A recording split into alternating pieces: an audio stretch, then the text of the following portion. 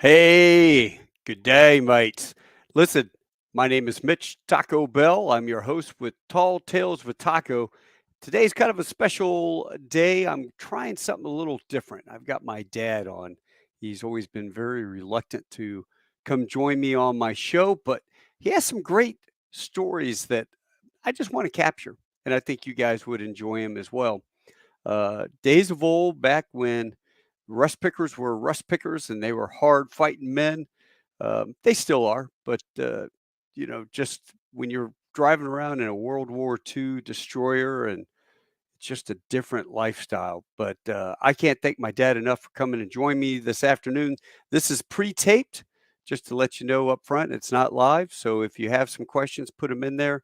I'm sure my dad would enjoy going back and answering them for you at a later time. But without further ado, I'd like to bring on my dad, Lieutenant Commander John Bell. How are you, sir? Good afternoon. Good afternoon. I'm so glad to finally get here and tell my little story. Well, all right, let's go. Basically, of just funny things that happen in the Navy.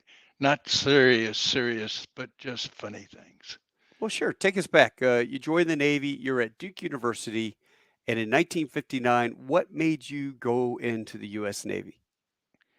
The main reason was the draft notice that I received on Monday after graduating on Friday. I had a deferral for the entire 4 years of college, Wait a and minute. You're saying that we still had a draft in the United we States. still Everybody had to serve. you had a draft you had to sign up for in the 50s. And so I got Wow. my notice on Monday. I had already decided that I would join the Navy because my mother had graduated from nurses school during the Depression and couldn't get a job. No one had money to pay her as a nurse. So she joined the Navy for a couple of years. And I knew she couldn't argue about me joining the Navy.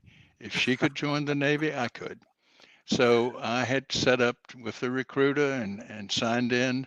I had to wait a couple of months before I went to Newport, Rhode Island for OCS.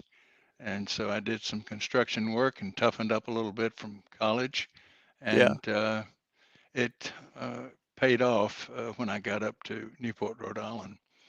Um, How was the how was Newport? Was the academics pretty tough back then, or Oh, drill? not that much. You had classes, you had some drills, drilling, but nothing terrible. They were trying to orientate you into the Navy in 13 weeks as an officer. I had actually gone to ROTC as an audited ROTC once I decided I was coming in the Navy my junior year. So I got a couple of years of ROTC just Oh, to, yeah. Did you and guys use M14s? What was the M1 Grands? What did you all drill with? M1 Grand or the Springfield. I think it was Springfield, but we're talking 50 years now. Uh, A little bit longer than 50 years, right? yeah, a little longer than 50 years. You're right. Yeah. But it was interesting to go through orientation. Um, we then got our orders, and my orders were to a new destroyer escort down in Key West, Florida. So here I get out in late November and pass through Virginia and say good Merry Christmas to folks, and off to Key West I go. So Um, so what does a young single naval officer drive back in 1959? Actually, I didn't drive anything. I didn't have a car to take down. I was using the car from college, but it was an old Chevrolet, so I actually went down without a car, but with intentions to buy one. And And so what so did I you get? did. What was your bitchin' Well, sled? my first car down there was a 1950 Dodge, and it was just to get around until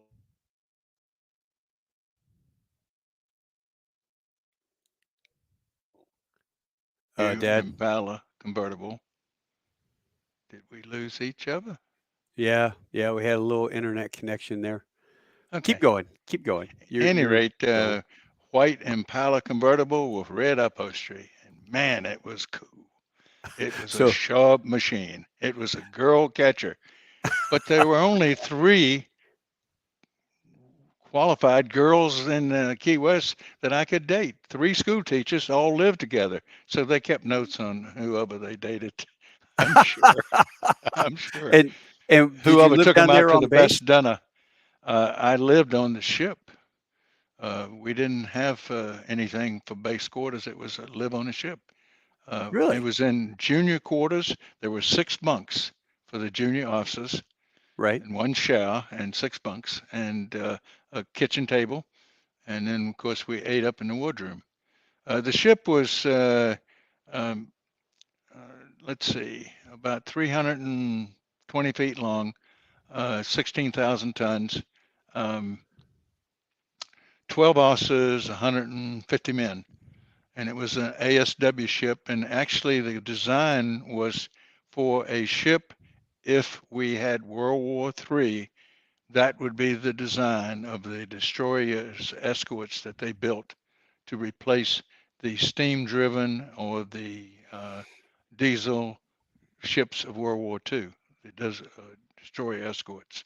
Many of them built in Texas, down in Orange, Texas. So this was Um, John R. What was your first ship? What The was the name? first ship was John R. Perry. It was named for Admiral a Perry. Admiral Perry, CEC Admiral. Um, and basically, we were a school ship for ASW, anti-submarine warfare. We went out every morning during the week uh, and took a submarine with us and put them under, and then we operated anti-submarine warfare all day, brought them up. Once they were operating normal, we came back into port. It was preferred sea duty for all the married men. For the bachelors, it was, well, boring because we Yeah. went out every day, came back, we didn't go anywhere, and that was it. We went one trip to Corpus Christi and one trip to Charleston Navy Shipyard. And I Uh-huh. do remember one thing in Navy Shipyard, and that was the George Washington nuclear submarine took its first cruise out of Charleston while we were there. We all saluted. We all got on the fantail. We all saluted. That Oh ship wow. going out for its first cruise out of Charleston. Well, let's go back. How long did it take for you to go from Key West? Now, what year was this ship built, the Perry? It was only about a year old. Really? So it wasn't a Yeah. World War II ship. Oh no, this was the new design, and it was Ah. built. It was built up in the Great Lakes, floated down the Mississippi when the shipyard went broke. Gotten it, they put it into Avondale Shipyard, and Avondale was a non-union shipyard. And so when the pipe fitter would say, "Go out and get me a piece of pipe 4 feet long, copper pipe," but he didn't say copper nickel or copper or what. And so the guy would bring back a piece of pipe and they'd put it in.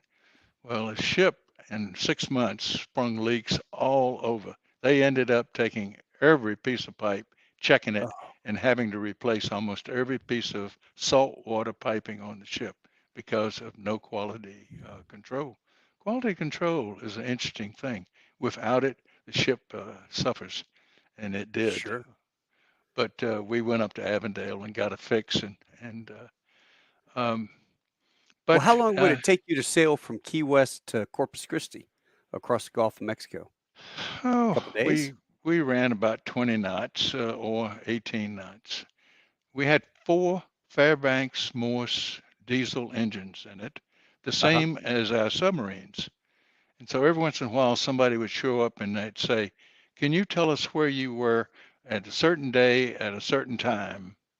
Uh, and what they were looking for was if it was our submarine, the ship, or somebody else's submarine that had a diesel engine that Ah, was poking around Key West to see what we were doing.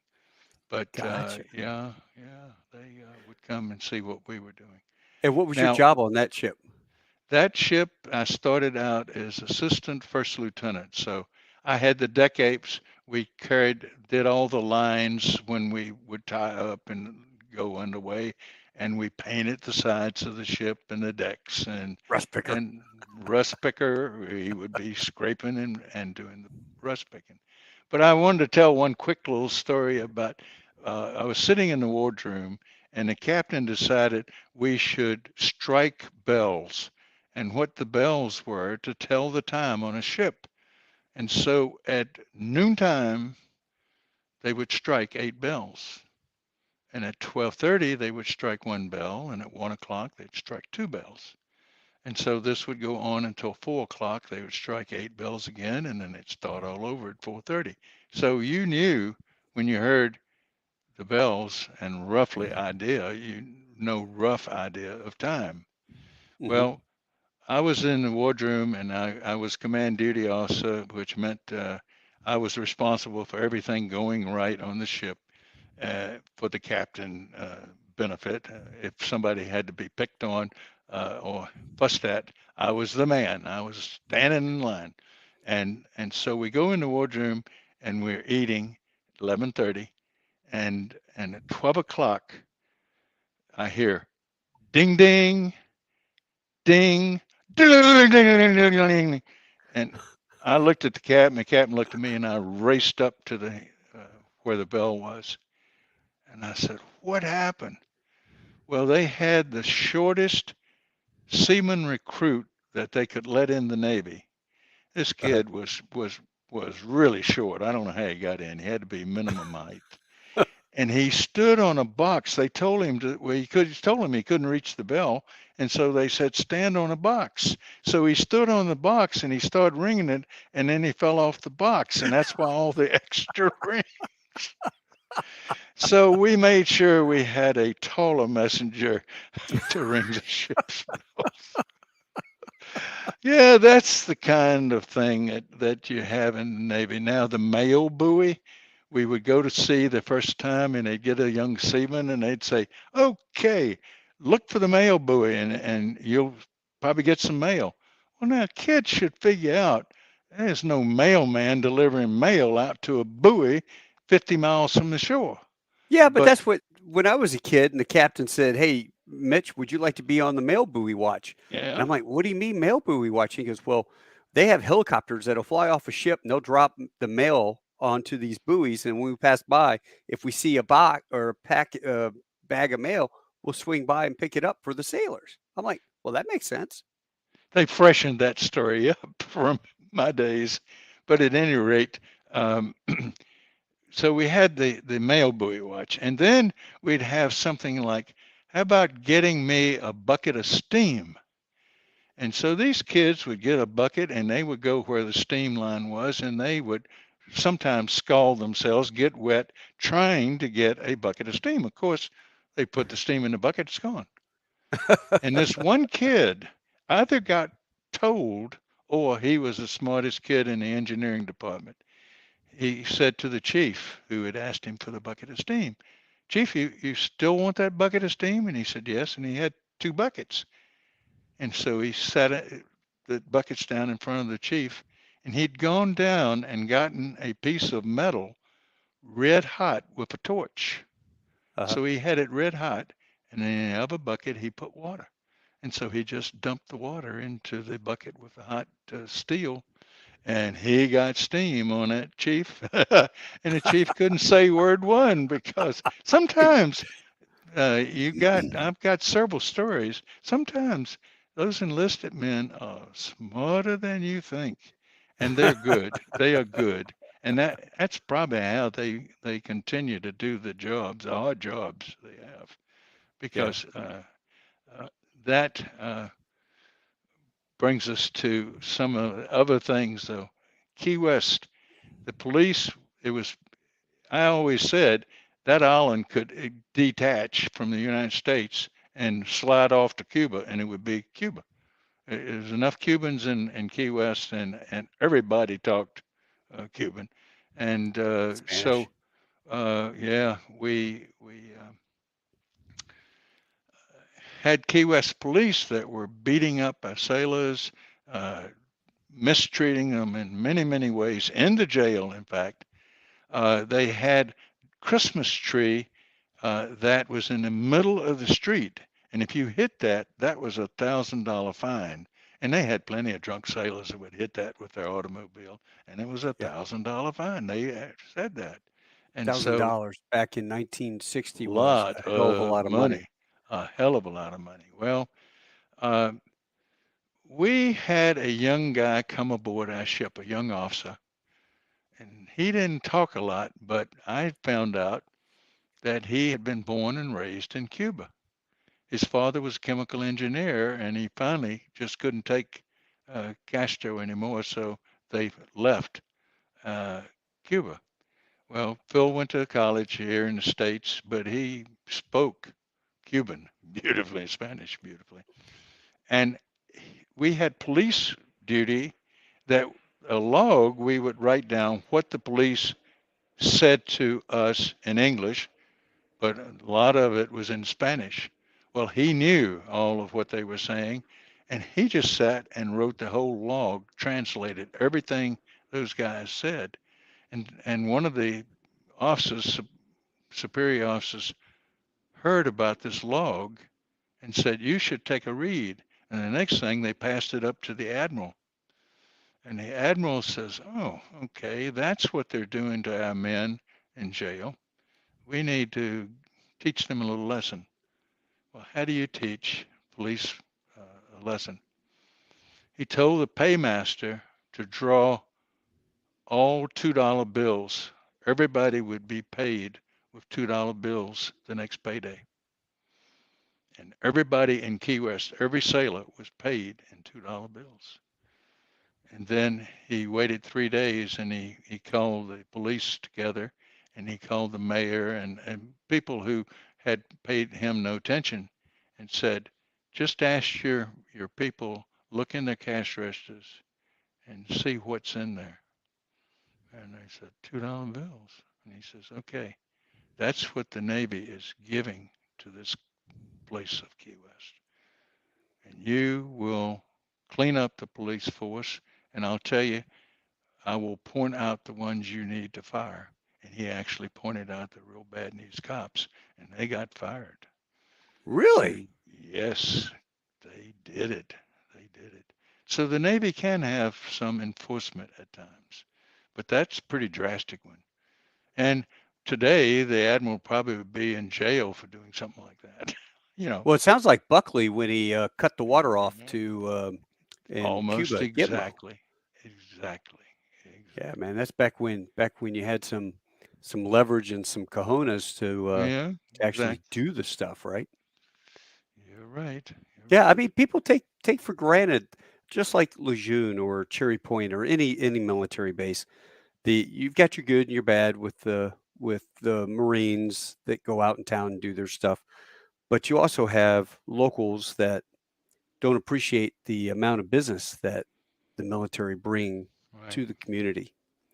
But yeah, I can see that happening. But $2 bills, that's pretty ingenious to see what the economy, the effect in the local economy is.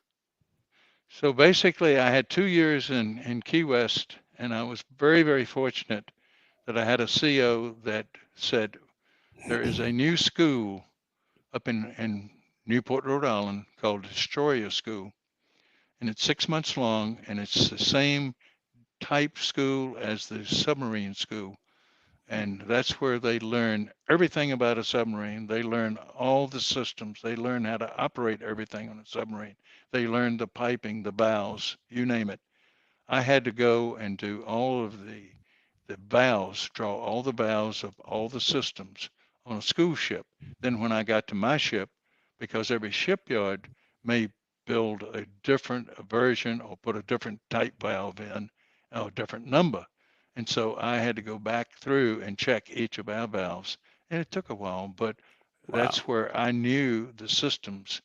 And um, it was 6 months long, as I said, and we also learned the guns. We operated the guns.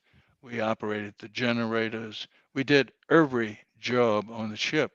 We actually went to Guantanamo Bay They took half of the crew of the ship off. We all were required to buy dungarees, and we had name tags, uh, collar devices indicating our rank. I was a JG at the time, and our piss cutters that we wore. So they knew we were officers manning the stations. But if we asked them questions or something, they would help us out. The crew was there to help us out, so we didn't screw up anything. Oh, wow. And so we'd be down in the engine room running the pumps, the steam throttles, the boilers, light off the boilers, Yeah. parallel generators, do everything. When we finished, we actually got they had dolphins in the submarine war. We got what was called the SWO, Surface Warfare Officer uh, pin that we Swopin, that's a big deal, isn't it? SWO. Oh yeah, it was a big deal at that point. Now, uh, while I was up at Destroyer School, I got a little quick story to tell. Uh-huh. I met this young lady at church. That's always a good place to meet young ladies, and I was single. And boy, I tell you, she was some young lady. And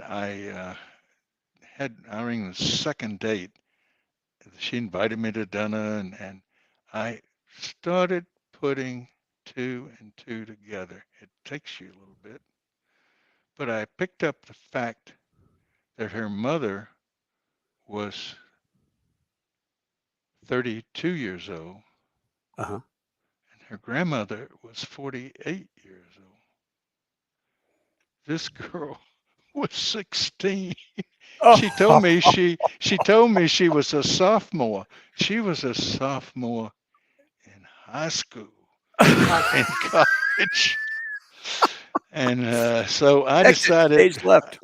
I needed to find a little older gal in Newport. I could find older women, but uh, I, she really faked me out there. We had several dates before I started counting numbers up, and I have to talk about the John young Bell dates. John Bell on the rap sheet for Monday morning, arrested for And dating a that was 16-year-old. Well, it's yeah. probably legal back then, who knows? Well, I don't know which was, but when I finished Destroyer School, uh, one time they said your class standing means how you walk into your detailer.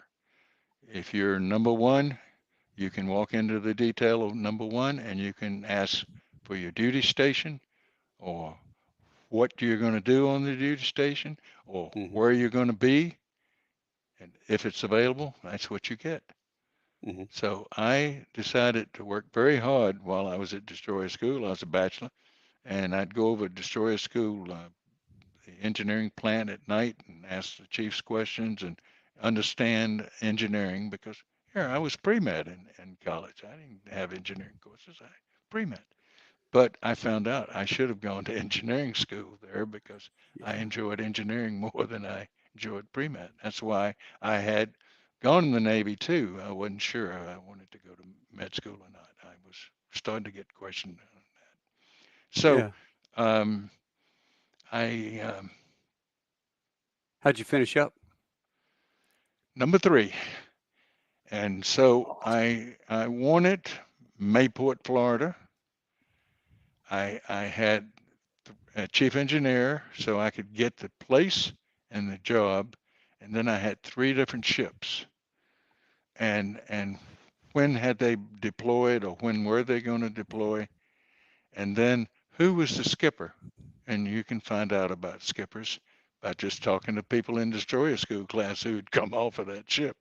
And I ended up choosing one of the worst skippers, the hardest skippers to be around, but I knew he was only going to be there like 8 months. So I said, I can go through anything in 8 months. I can suffer through anything. Yeah, but then I what about ended the up next skipper? I mean, he could be just as worse. didn't know what the next skipper would be. It Yeah. ended up the next skipper was my instructor at Destroyer School, and I was his only graduate from Destroyer School. He made me the uh, carrier OD. He made me the OD to bring the ship into port. Wow. He fleet steaming, formation steaming. I was formation steaming, and I was chief engineer. I was supposed to be down in spaces. I ended up having to call the chief and say, "Chiefs, you make sure this vessel keeps going and no black or white smoke, because that usually, when you make black smoke or white smoke, something's going wrong, and the Commodore sees it, and then you get a little message, what's going on over there. So if you Right. keep your nose clean and no smoke, uh, things are good. And And what kind of so, ship was this that you were on? It was a okay, now frigate? this is when I'd gone to the destroyer school and gotten to my second ship, which was a World War II destroyer, Fram. It had it was 2200 class. It had 6 guns, 5-inch 38 guns, big sonar, and so it could do fire on the beach. It could What was it? What was the fight name of that ship, Dad? submarines. That was the McCaffrey DD 860, and it was named for a Marine who was killed.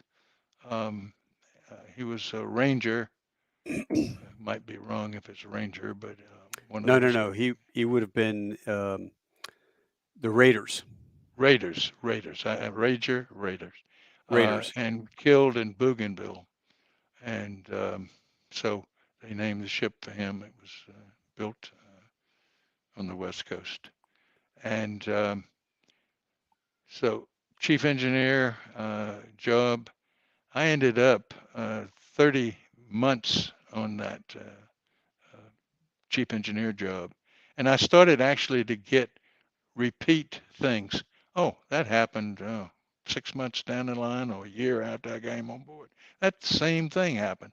So then after 30 months, I said to myself, it's time to get another job because this one, I've been on it too long. 30 months is a long time. But it was enjoyable. I had some of the greatest people. And when I got to the ship, it was the Cuban blockade, and they had put 30 some people that had missed the ship on the tender, and I was in charge of those 30 some men, and we were put on a oiler, and we chased the ship for about 3 weeks. Every place we went with the McCaffrey to get onto it, they had just left, and then we were just behind them, and we couldn't get ahead of them to give them oil, but finally we caught up with them, and I was highlined over to the ship. And I was wondering, I was in my service dress khaki because I was reporting aboard, and so I was in dress uniform, and I was wondering if they would dip me in the water, but luckily they didn't as an initiation. And I get over to the ship, and I go up to the bridge. I have a B4 bag. I'm in a blouse, coat and tie, and I report to the captain, chief engineer, and reporting aboard, sir. And he said, very well, take the watch. Take the watch is all he said. Okay. I just went aboard. Don't know a soul, don't know a name except his.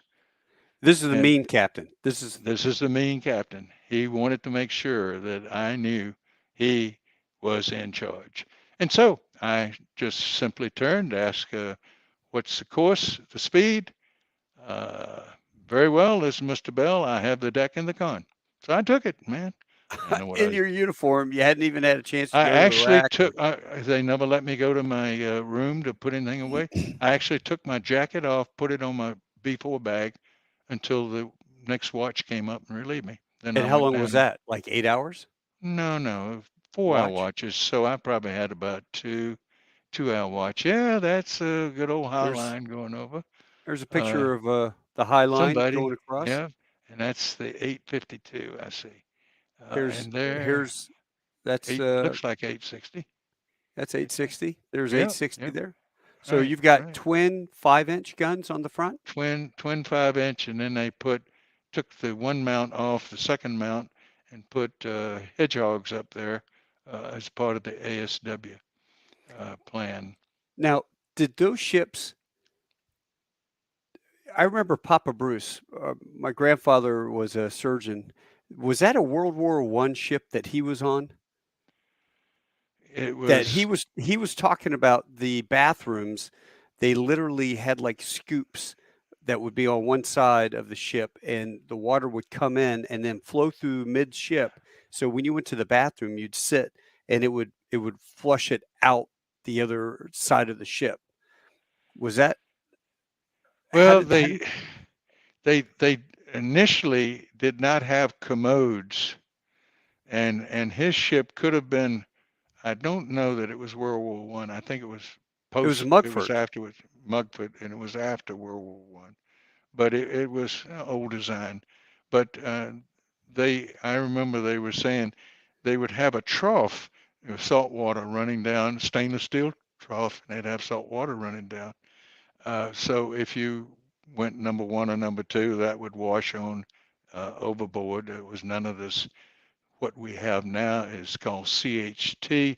They actually have a holding tank that you have to pump your number twos ashore when you come ashore, unless you're so far out that you can pump it overboard into Give the the ocean. fish something to eat. Yes, but uh, what a little joke they used to do, I heard, I never would test to seeing it, but that somebody would take a roll of toilet paper and light it, and it would float, and all these guys would be sitting on that trough, and the toilet paper would float with the Oh, no, no, no. flames coming up. He told me yeah, he told me they made like paper boats out of newspaper, and they'd light the top of the, ship, you Yeah, know, how you make a, right. and they would light that, and they would stick it down in there, and they'd light it on fire, and the water would rush it, and he goes, "If you're sitting there taking a dump, and all of a sudden you heard, 'Woo! Ah! Ah! Woo!' You would jump up real quick because you knew the ship was coming under your butt, the little Well, paper hat ship." yeah, yeah. Well, I just heard of a roll of toilet paper, but either way would be effective. Yeah. But uh, I go back to that skipper and stories.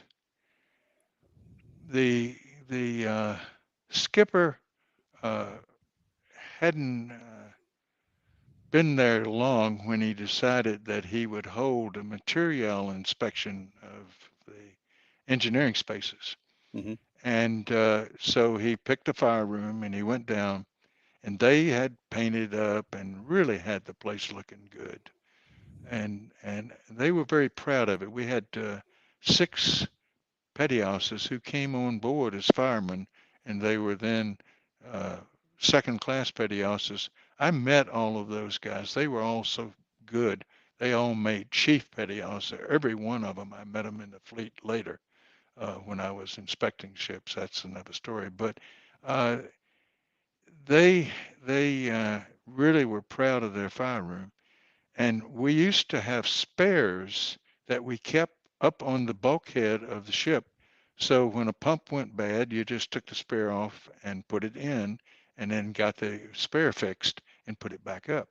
Well, they decided to take all the spares off the ship to save money, which didn't. And so they took them all off, and there are all these brackets.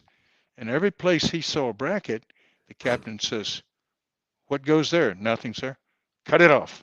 Well, when you start cutting all these brackets off, you really mess up the paint uh, finish, and you try to touch it up and it doesn't look, then you got to paint a bigger area. And his crew did not like what he did to that fire room. This had happened before I came aboard. So then we came back from the Cuban blockade, and the captain said we'd have an inspection of the forward fire room. And Does it so, look something like this? This is from the oh, Midway. oh yes. That's engineering spaces Actually, at the that's Midway. the engine room, but that's the idea. And All so those he pipes was, and heat, everything going through there. so he decided to have it, and I got set up, and I talked to the chief, and he said, "Are you going to be ready?" He said, "Oh yes, sir, I'll be ready." And that morning we started the inspection at 8 o'clock. And so I'm standing there, dressed not nice khakis, starched, and now commence material inspection, captain's inspection of the forward fire room. And I go down, and we go down immediately to the two boiler fronts, and we go to the rear of number one boiler, which was steaming. It was steaming in port to make electricity and make steam for the ship. Hmm. If it doesn't get it from the shore, it has to make its own. And so I went down and I immediately noticed it was hot. I mean, hot. I never seen it so hot. And the yeoman was trying to write notes that the captain was talking, and the Uh-huh. water was just dripping off his face onto the clipboard and the paper, and so it was smearing. So he got a pencil out and he was trying to write pencil, and we looked a couple of feet, found a bracket. He told him to cut it off, and the next thing the captain said to the XO, he said, XO, I don't feel that good. He says, why don't you finish the inspection? And the captain left. Well, I knew something was going on because I have never been in something as warm as that. I mean, warm. Even in Cuba, it wasn't that hot when you had those boilers steaming right in the same place. And so uh, the XO looked and he said, this place looks fine, John. He says, why don't we just cut this inspection out and not pass the word for a little while, and then we'll pass the word that we've finished the inspection. And so as soon as I got free of the XO and everybody else, I immediately went up to chief's quarters. And I got the chief in charge of that space. And I said, all right, chief, tell me the story. I know damn well that place is not that hot. I know. You're not going to put that on me. I said, what did you guys do? He says, we knew what the captain was going to do to us about all the brackets and cutting them off.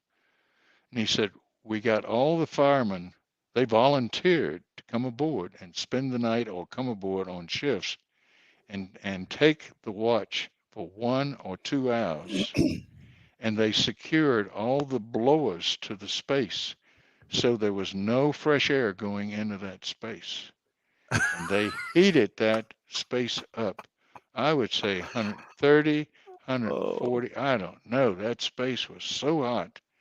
And then they had on freshly ironed and starched dungarees, and they sat up outside the hatch. And when they said, now commence the inspection, they pushed the blowers on and raced down and got under the blower. And so they were getting fresh, cool air or natural air.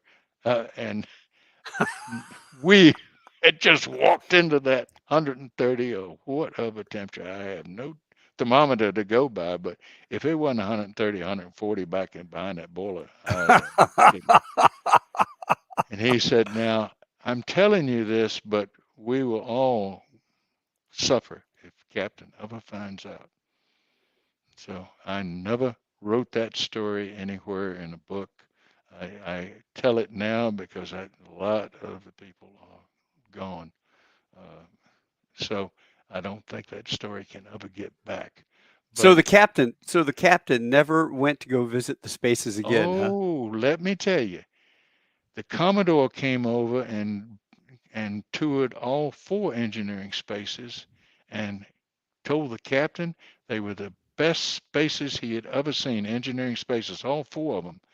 And the captain came to me and told me that, and he looked down and he says, John, he says, Mr. Bell probably, I don't know how those guys stay down there. And he he never was the wiser. He never was the wiser. But Oh. there is a time when somebody can get to you, and they did it. They didn't touch a person. All they did was warm it up. That's all they did was warm it up. I But love it.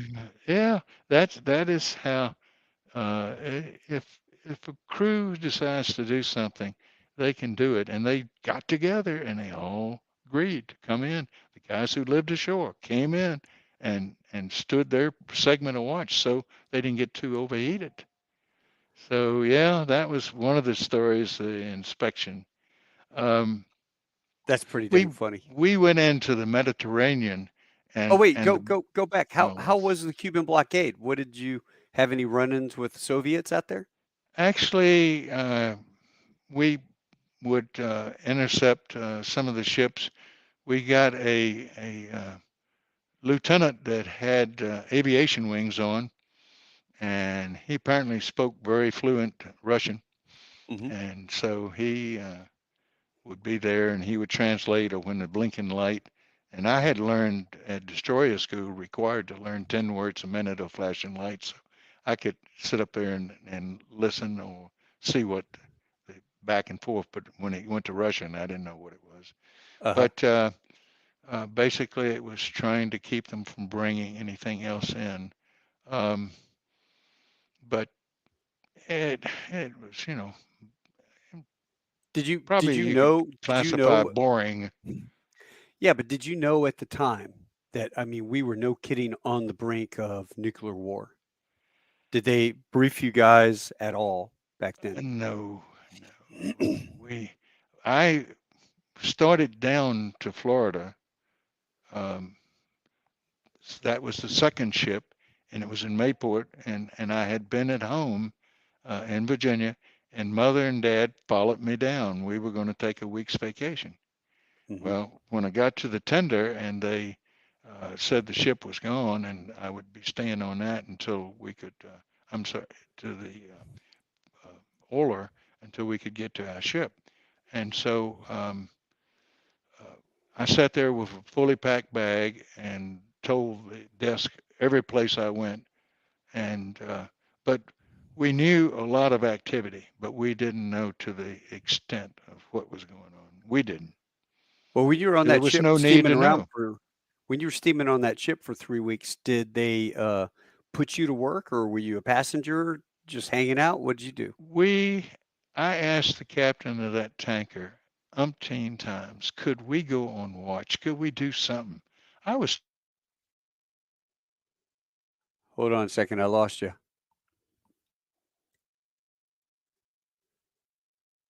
Dad, I lost you. Oh, no.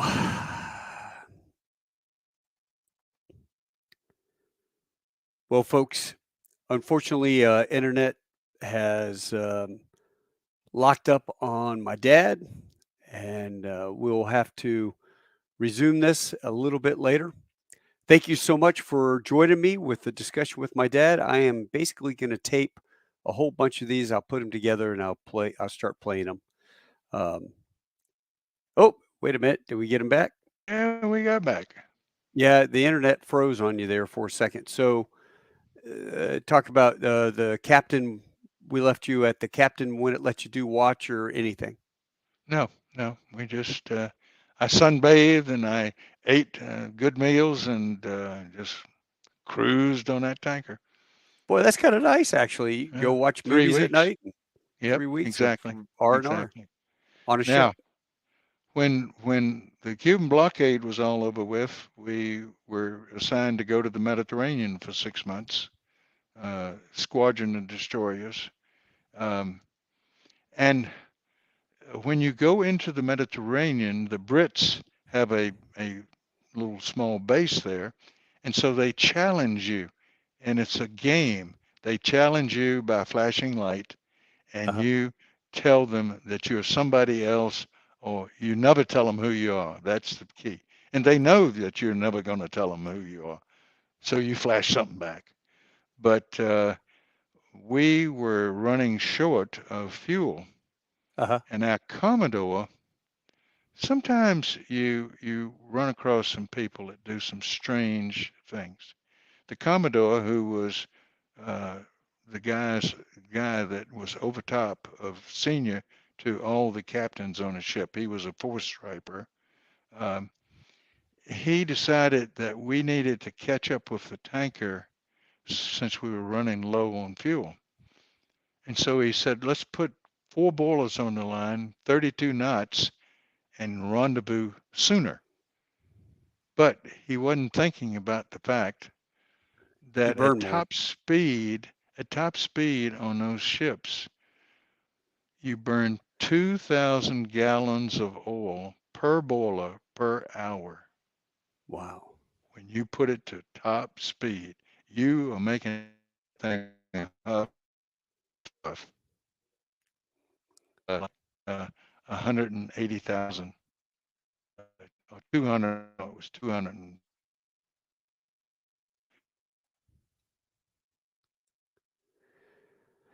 Oh, boy, we're gonna have to work on that internet here. Okay, Yeah. I Well, got you again. that's you. We got to Yeah, work on and that that's internet. uh,